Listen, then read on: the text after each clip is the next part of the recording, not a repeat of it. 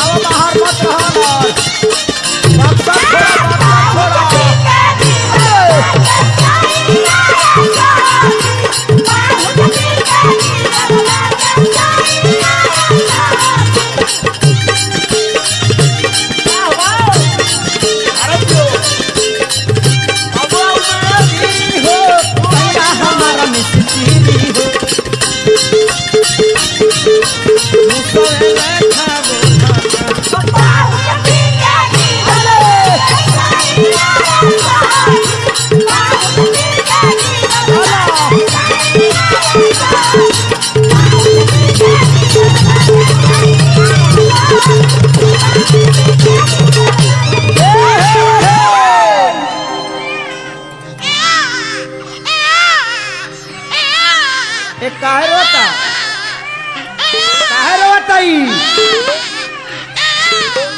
बउआ इतना टाइट रहुआ हमने से मत बोली जाननी की ना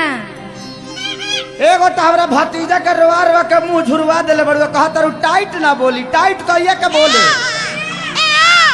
तोहरा के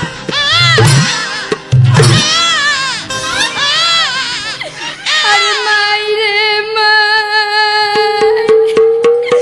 मुआ नाम रे के मार देला जे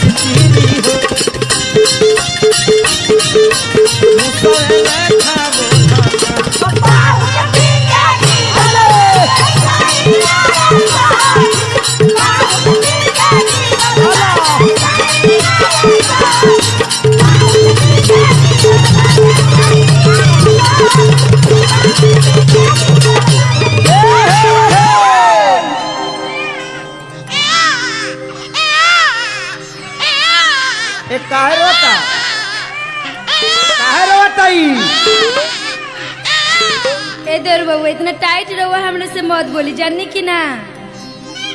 एगो तो हमरा भतीजा के रोआ रोआ के मुंह झुरवा देले बड़ो कहा तारू टाइट ना बोली टाइट कहिए के बोले तोहरा के